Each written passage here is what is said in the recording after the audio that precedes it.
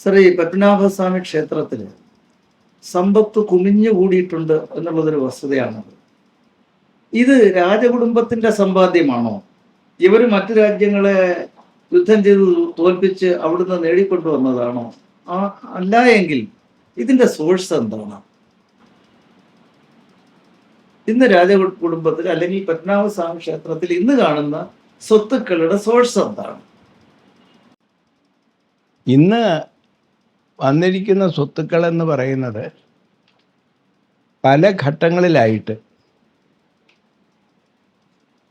ചിലത് ഭരണാധികാരികളുടെ, ഇപ്പോൾ ഉദാഹരണത്തിന് ആർക്കാട് നവാബ് ഉൾപ്പെടെ ഉള്ളവരുടെ സംഭാവനകളുണ്ട്. ആർക്കാട് നവാബിൻ്റെ സംഭാവനയുടെ അടിസ്ഥാനത്തിൽ ആറാട്ടിന് ആർക്കാട് നവാബിൻ്റെതായ ഒരു കൊടി വരെ, ഒരു പച്ച കൊടി വരെ കൊണ്ടുപോകുന്നുണ്ട്. രണ്ട്, അതിന് അല്പം പുറകിലോട്ട് പോയാൽ സാമുവൽ മെറ്റീറിൻ്റെ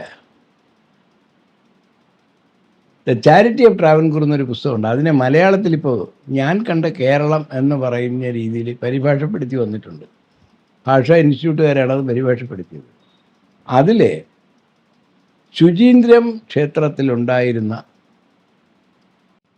ദേവനെപ്പോലും കാണാനാവാത്ത വിധത്തിൽ കുമിഞ്ഞുകൂടിയിരുന്ന സ്വർണ്ണ ആഭരണങ്ങളെക്കുറിച്ചൊരു പരാമർശമുണ്ട്. അവിടുത്തെ സ്വർണ്ണാഭരണങ്ങൾ എവിടെ പോയി? പിന്നെ അതിനു മുമ്പ് ഇവിടെ നിങ്ങൾക്കറിയാമോ, പുലയനാർ കോട്ട എന്ന് പറയുന്നത് പുലയ ഭരണാധികാരികളുടെ താമസത്തിൻ്റെയും ഭരണത്തിൻ്റെയും തെളിവാണ്. ഇങ്ങനെയുള്ള ചരിത്രത്തിൽ എന്നും പാർശ്വവൽക്കരിക്കപ്പെട്ട ഒരു വിഭാഗമുണ്ട്. അവരുടെ ആർജിത സ്വത്ത്, നാടാർ സമുദായം 1920 നാടാരെന്ന പേരുണ്ടാകുന്നത്. 1920 വരെ അവർ ചാന്നാർ എന്ന പേരിലാണ് അറിയപ്പെടുന്നത്. അതിനൊരു ഗവൺമെൻറ് ഉത്തരവുണ്ട്.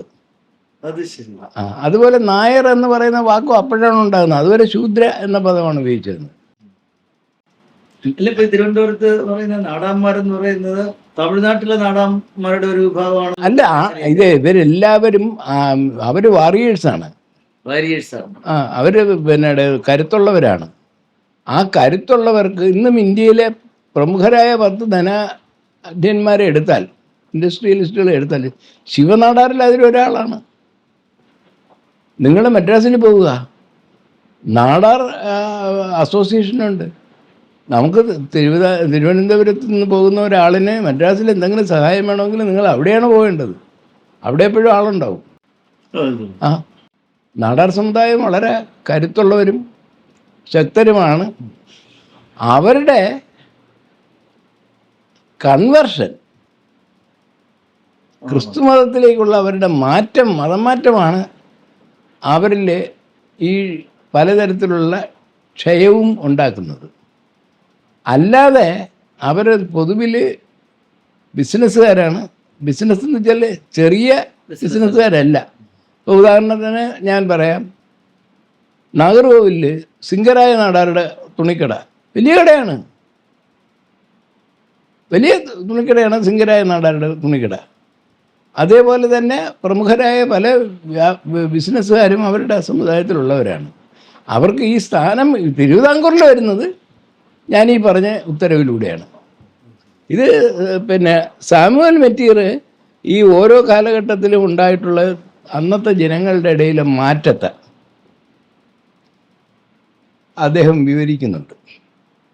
അങ്ങനെ വിവരിച്ച് അക്കൂട്ടത്തിൽ പലയിടത്തുനിന്നുമായി ആർജിക്കപ്പെട്ട സമ്പത്ത് ചിലതൊക്കെ ഭരണാധികാരികളുടെ വകയും മറ്റു ചിലതൊക്കെ മറ്റുള്ള ഭരണാധികാരികളും സമ്പന്നരും നൽകിയതുമാണ്. ഇപ്പോൾ ഭംഗേന്ദ്രനെ ഞാൻ ഒരു കാര്യം പറയാം. CP രാമസ്വാമി അയ്യർ ഇവിടെ ട്രാവൻകൂർ യൂണിവേഴ്സിറ്റി ഉണ്ടായിരുന്ന സമയത്ത് ഒരു മുതലിയാർ തൻ്റെ മകളുടെ കല്യാണം വിളിക്കാൻ വന്നു. അപ്പോൾ CP പറഞ്ഞു, കല്യാണത്തിന് ഞാൻ പങ്കെടുക്കാം, പക്ഷേ ഇവിടുത്തെ ഒരു പ്രമുഖ ഫിസിക്സ് ലാബ് എന്നാണ് എൻ്റെ ഓർമ്മ, ഫിസിക്സോ കെമിസ്ട്രിയോ ലാബിൻ്റെ പൂർണ്ണമായ നിർമ്മാണവും സാധനങ്ങളും നിങ്ങൾ ഇവിടത്തേക്ക് സംഭാവന ചെയ്യണം. അങ്ങനെ സംഭാവനയിലൂടെ ഒരു ലാബ് ഇവിടെ ഉണ്ടാക്കിയെടുത്ത ആളാണ് സി പി രാമസ്വാമി. ആ സി പി രാമസ്വാമിയിൽ നിന്ന് നമ്മൾ മനസ്സിലാക്കേണ്ട വേറെ ചില കാര്യമുള്ളത്, സി പി രാമസ്വാമിയനാണ് ശരിക്കും പറഞ്ഞാൽ നമ്മുടെ തിരുവിതാംകൂറിലെ ഭരണാധികാരിയായ രാജാവ് വരുത്തിയ ഒരു വലിയ മണ്ടത്തരം മാറ്റി എഴുതിയത്.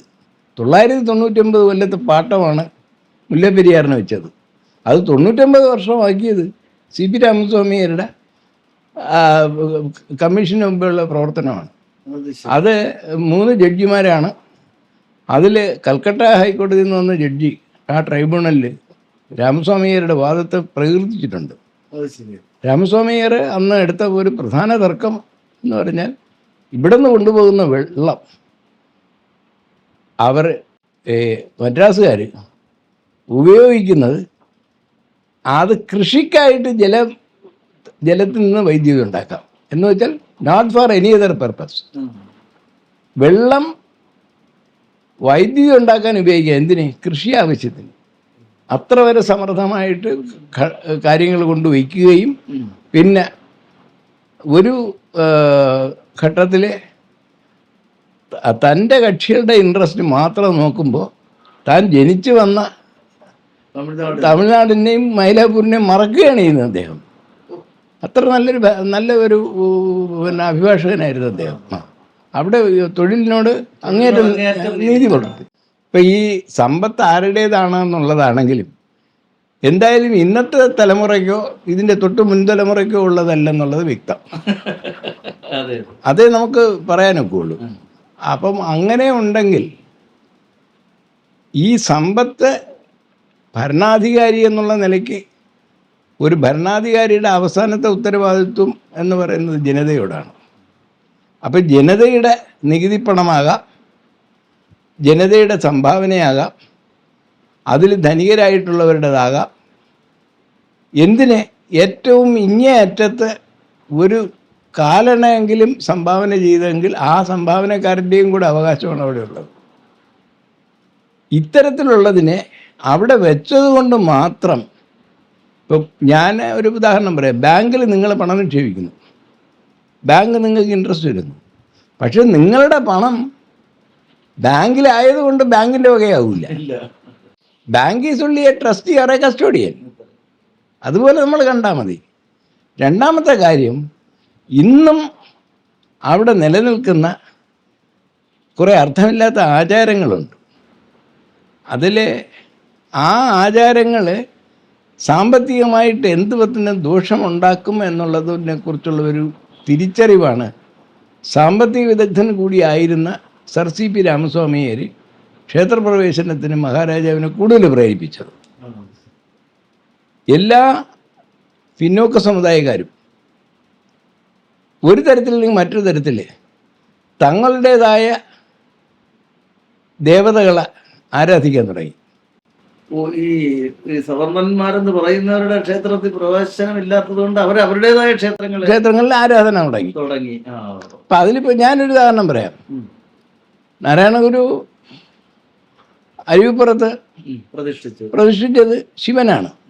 ആരുടെ ശിവനെന്ന് ചോദിച്ചു വന്ന ബ്രാഹ്മണനോട് പറഞ്ഞു ഈഴവന്റെ ശിവൻ എന്ന് പറഞ്ഞു. അതാണ് അദ്ദേഹം കൊടുത്ത മറുപടി. അല്ലാതെ നമ്മുടെ ശിവൻ എന്നല്ല പറഞ്ഞത്. കാരണം ബ്രാഹ്മണനും ബ്രാഹ്മണ ശിവനാകാമെങ്കിൽ ഈഴവന് ഈഴവ ശിവനാകാമല്ലോ. ലോജിക്കാണ് അതല്ല. അതേപോലെ തന്നെ പ്രമുഖരായ പല വ്യക്തികളും ഇക്കാലത്ത് അവരുടെ സമുദായത്തിൽ നിന്നുള്ള കാശുകൊണ്ട് ക്ഷേത്രങ്ങളുണ്ടാക്കി. മുളങ്കാടകം എന്ന് പറയുന്ന ക്ഷേത്രം ആ നിലയിലുണ്ടായതാണ്. അതുപോലെ മറ്റു തരത്തിലുള്ള മാരിയമ്മൻ കോവിൽ. മാരി എന്ന് പറഞ്ഞു കഴിഞ്ഞാൽ മഴ. അപ്പം അതിൻ്റെ ദേവതയെ ഉപാസിക്കുന്ന ഒരു വിഭാഗക്കാർ, അവർ കൃഷിക്കാരായിരിക്കും. അപ്പം അവർക്ക് വേണ്ടത് അവരുടെ ദേവതയാണ്.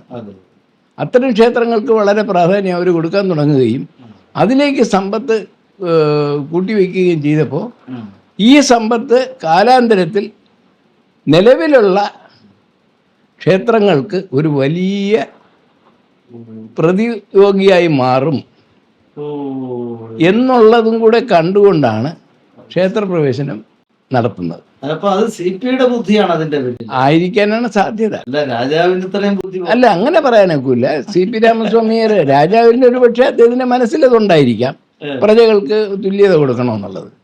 ആ തുല്യതയിൽ CP-യുടെ പ്രവർത്തനങ്ങൾ കുറച്ചുകൂടെ ആക്കം കൂട്ടി. ഇനി ഇതിനോടൊപ്പം നമ്മൾ ചേർത്ത് വായിക്കേണ്ടത് കൊച്ചി രാജ്യത്തെ ക്ഷേത്രപ്രവേശനമാണ്.